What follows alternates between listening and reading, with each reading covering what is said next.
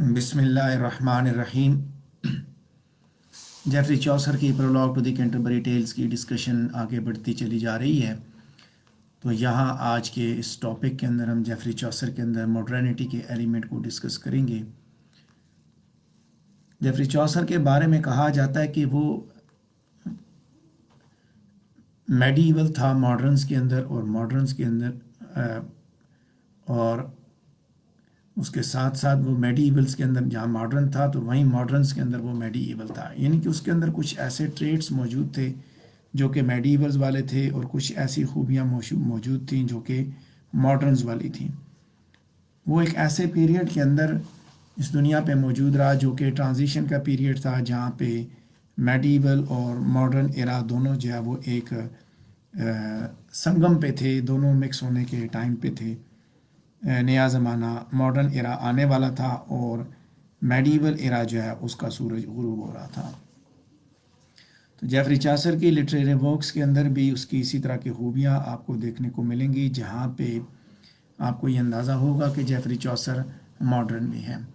Geoffrey Chaucer के बारे में किसी ने ये भी कहा था कि the morning star of song who made his music heard below don Chaucer the first warbler और sweet breath preluded those melodious bursts that fill the spacious time of great Elizabeth। तो जेफरी चौसर की prologue to the Canterbury tales को पढ़ के हमें इस चीज़ का अंदाज़ा होता है कि उसके अंदर ये एलिमेंट मौजूद है। मॉडर्न एलिमेंट्स जेफरी चौसर की prologue to the Canterbury tales के अंदर भी आपको देखने को मिलेंगे और उसी की बुनियाद पे जेफरी चौसर को इंग्लिश पोइट्री का फादर भी कंसिडर किया जाता है। जेफरी चौसर की पोइट्री को उसके आने वाले राइटर्स के साथ जहाँ पे जोड़ा जाता है तो वहीं उससे पहले वाले राइटर्स के साथ भी उसको जोड़ा जाता है। जेफरी चौसर की पोइट्री के अंदर रियलिज़म का एलिमेंट भी मौजूद है, मैच्योरिटी भी मौजूद है, और उसके अलावा उसने मटेरियल भी मुख्तलिफ सोर्सेज से उसने बारो किया। ये वो सारी चीज़ें हैं जो कि मॉडर्न राइटर की खूबियाँ थीं और जेफरी चौसर ने इन्हीं चीज़ों को अप्लाई करते हुए prologue to the Canterbury tales लिखी। उसी के बारे में बात करेंगे। अभी हम पेज नंबर 42 से ऑनवर्ड हमारी डिस्कशन स्टार्ट होगी।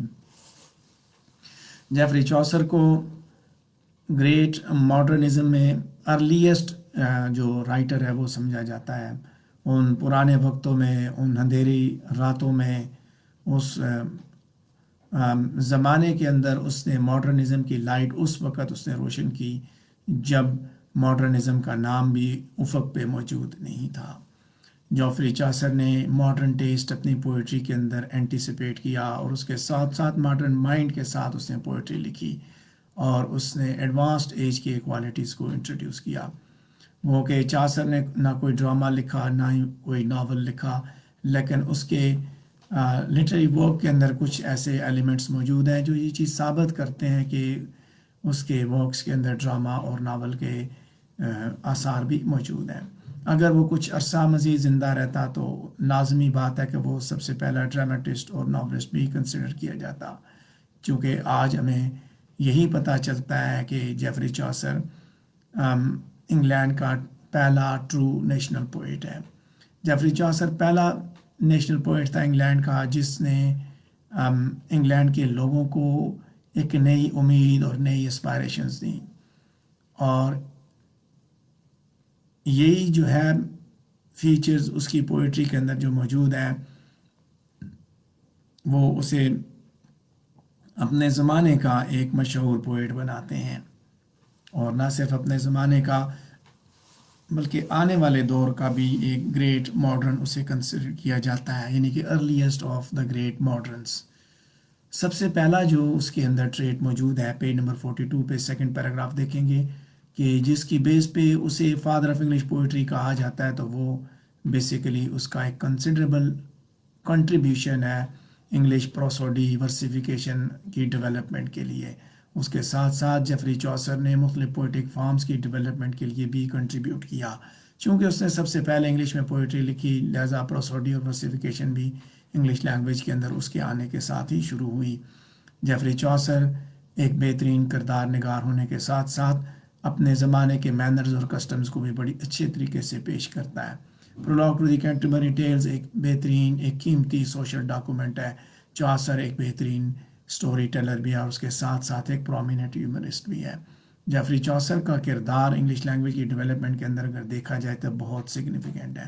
اس نے انگلش لینگویج کو ایک را میٹیریل کی صورت میں دیکھا اور اس نے پھر اس کو اتنا ریفائن کیا کہ اسی کی جو سلیکشن تھی اس نے لیٹن اور فرینچ کو ایمبیشیس لٹریچر کے میڈیم کے طور پہ ریپلیس کر دیا، یعنی کہ انگلستان میں رہنے والے انگریز نے اسی کی انگریزی کو فالو کرتے ہوئے آگے اپنی بنیادیں جو ہیں وہ بنائیں۔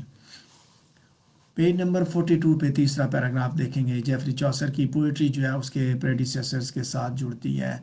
ادھر ادھر ہم یہ دیکھتے ہیں کہ چوسر کی پوئٹری کے اندر ایسے الفاظ موجود ہیں جو کہ اس نے اپنے سے پہلے والے پوئٹ سے اس نے اٹھائے، اس کے ساتھ ساتھ رائم ٹیگز کو دیکھیں، باقی آئٹمز کو دیکھیں، میڈیول پوئٹس کی اسٹاک ان ٹریڈ سے اس نے اٹھائے، جن میں سے کچھ ایگزامپلز اس طرح کی بھی موجود ہیں فریزز کی: rose red, silver bright, grey as glass, still as stone, brown as berry. تاہم سب سے زیادہ امپورٹنٹ چیز جو اس کی پوئٹری کی ہے وہ ہے کہ اس طرح کی جو بوروئنگ ہے، جو اپنے پریڈیسیسر سے چیزیں ادھار لینا ہے، وہ اس نے بہت کم یہ کام کیا۔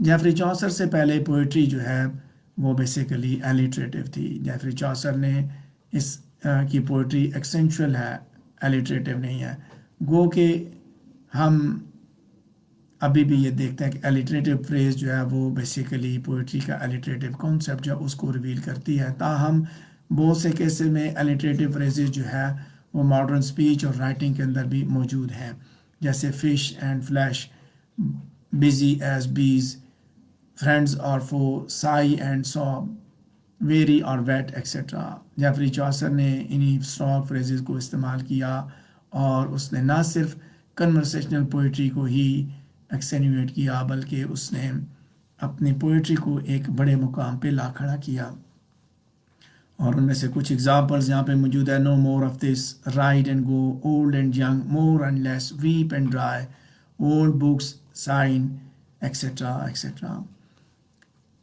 پیج نمبر 42 پہ چوتھا پیراگراف ڈسکس کریں گے۔ جیفری چوسر کی اگلی جو کوالٹی ہے ماڈرنٹی کی وہ ہے اس کا realistic task of portraying men and women, کہ جس طرح اس نے چیزوں کو دیکھا اسی طرح اس نے دکھایا، ایک پینٹر کی طرح اس نے جو چیز دیکھی اس نے اس کا اسکیچ بنایا اور اپنے ریڈر کے لیے پیش کر دیا۔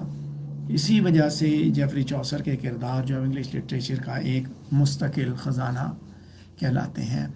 بیوولف اور رولینڈ جو ہے وہ آئیڈیل ہیروز ہیں، اسینشلی فگرز، فینسی کی فگرز ہیں، لیکن اس کے ساتھ ساتھ ٹیبارڈ ان کا جو ہوسٹ ہے، اس کے علاوہ میگلن ایگلنٹائن، فیٹ مانگ، گڈ پارسن اور کائنڈ ہارٹیڈ پلو مین کے ساتھ ساتھ اسٹوڈینٹ آکسفورڈ کلارک، یہ سارے کے سارے کردار ہمیں بہت زیادہ اسٹرائک کرتے ہیں۔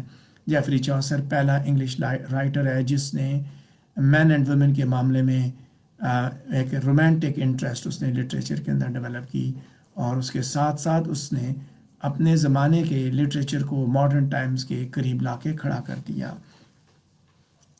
پیج نمبر 43 پہ سیکنڈ لاسٹ پیراگراف ڈسکس کریں گے۔ جیفری چوسر کی چوتھی کوالٹی بیسیکلی یہ ہے کہ اس نے انگلش لینگویج اور لٹریچر کو فل میچورٹی تک لے کے آیا۔ یہ جیفری چوسر کا ہی کمال تھا۔ اس سے پہلے مڈل انگلش رائٹر کوئی بھی اس طرح کی اسکل، اس طرح کی رینج، کمپلیکسٹی کے ساتھ موجود نہیں تھا، جس طرح کے لارجر ہیومن آؤٹ لک سے جیفری چوسر نے اپنی پوئٹری کو پیش کیا، وہ اپنی مثال آپ ہیں۔ بدقسمتی سے انگلش لینگویج اس وقت ایک ریپڈ چینج کے پروسیس میں سے گزر رہی تھی اور میجر شفٹس پروننسیشن اور ایکسٹینویشن میں چل رہے تھے، اور آنے والی صدیوں میں وہ پروسیس ہوتا رہا، جس کا مطلب یہ تھا کہ چوسر کی جو اچیومنٹ ہے انگلش لینگویج کے اندر، اس کو اس کے امیجیٹ سکسیسر نے اس انداز سے ایکسپلائٹ نہیں کیا، کیونکہ زبان بھی اپنے ارتقائی عمل سے گزر رہی تھی، زبان بھی اس کے اندر پروننسیشن کے اندر چینجز آ رہی تھیں۔ پھر بھی بعد میں لوگوں کو جب بعد میں آنے والے ادیبوں نے جب اس کی پوئٹری کو پراپرلی اسکین کیا تو ان کو اس چیز کا احساس ہوا کہ چوسر کی پوئٹری کے اندر تنہائی کہاں تک موجود ہے، اس کے فالوورز کے اندر ٹیکنیکل بریلینس نہیں تھی، بریتھ آف وین نہیں تھا، اور یہی وجہ تھی کہ وہ اس انڈسپیوٹڈ ماسٹر کو اچھی طرح سمجھ نہیں سکے. حتیٰ کہ شیکسپیئر سے پہلے تک جیفری چوسر نے جو کچھ پروڈیوس کیا وہ بڑے کمال کا تھا. مختلف چینلز کے حساب سے دیکھا جائے تو اس کے اندر ایک مہارت کا مظاہرہ، پوئٹک ڈیوائسز کے حساب سے، لینگویج کے حساب سے مہارت کا مظاہرہ کیا گیا تھا. پیج نمبر 42 پہ آخری پیراگراف دیکھیں گے کہ جیفری چوسر اپنی پوئمز کے لیے میٹیریل جہاں سے اسے ملتا تھا وہیں سے وہ اٹھاتا تھا، اور لیٹن سے بھی اس نے اٹھایا، فرینچ سے، اٹالین لٹریچر سے بھی اس نے ایک مقصد کی خاطر اس سے میٹیریل اٹھایا. لیکن جو کچھ وہ اٹھاتا تھا وہ اسے اپنا بنا کے پیش کرتا تھا، وہ بالکل ان کی انٹائرلی کاپی نہیں کرتا تھا. اس کی اوریجنلٹی اسی چیز میں تھی کہ اس نے اولڈ سٹوری کو ایک نئی لک دی، ایک نئے طریقے سے نئے زمانے کے سامنے اس نے پیش کیا، اور اس نے اپنے زمانے کے حساب سے لائف اور آئیڈیلز کو اس نے ایکسپریس کیا. اس معاملے میں آپ نائٹ کی ٹیل کو دیکھیں تو بہت نوٹ وردی ہے. اس کے جو نام ہے نائٹ کی ٹیل کے اندر دیکھا جائے تو وہ نام جو اس کے اندر اس نے استعمال کیا وہ اینشنٹ سویلائزیشن سے تعلق رکھتے ہیں، لیکن اس کے کردار انگلینڈ کی نوبیلٹی سے، مرد اور عورتیں انگلینڈ کی نوبیلٹی سے تعلق رکھتی ہیں، جو کہ جن کو چوسر بھی جانتا ہے. سو یہ فائنسٹ نیریٹو پوئٹ تھا بیسیکلی جیفری چوسر کا، کہ لٹریری ورک جو ہے وہ بڑی زبردست تھی. جیفری چوسر نے اپنی prologue to the Canterbury Tales کے اندر بھی اسی مہارت کا مظاہرہ کیا ہے. پیج نمبر 43 پہ ہم ایک ہی اکیلا پیراگراف ہے جس کو ہم دیکھیں گے. جیفری چوسر کو پہلا شارٹ سٹوری رائٹر بھی انگلش لٹریچر کے اندر سمجھا جاتا ہے. اس کے علاوہ فرسٹ انگلش ماڈرن پوئٹ بھی اسی کو گنا جاتا ہے. پاپولر لٹریچر جو چوسر کے پہلے وقت سے پہلے تھا اس کے اندر صرف دیوتاؤں کے بارے میں باتیں کی جاتی تھی، لیکن جب ہم کیئرفل انالیسس کرتے ہیں چوسر کی پوئٹری کا تو ہم ایک ڈیفینیٹ کنکلوژن تک جاتے ہیں کہ جیفری چوسر کی پوئٹری کے اندر sympathy, realism, intelligence, straightforwardness, humour, irony, satire, keen observation, یہ ساری کی ساری چیزیں بڑے ہی بہترین انداز میں پیش کی گئی ہیں. جیفری چوسر کی کین آبزرویشن ہی بیسیکلی اس کے لٹریری ورک کا ایک سیلینٹ فیچر ہے. جیفری چوسر اپنے ریڈر کو انچینٹ کرنے کے لیے اپنی لولی ڈکشن، بہترین ڈسکرپشن اور نیریٹو پار کا استعمال کرتا ہے، اور اسی کی بیس پہ ریڈر جب وہ حرکت میں آ جاتا ہے. Geoffrey Chaucer pure simple musical style of writing verses کا بھی فاؤنڈر سمجھا جاتا ہے، جس کو بعد میں اسپینسر، شیکسپیئر، ملٹن اور باقی رائٹرز نے اڈاپٹ کیا.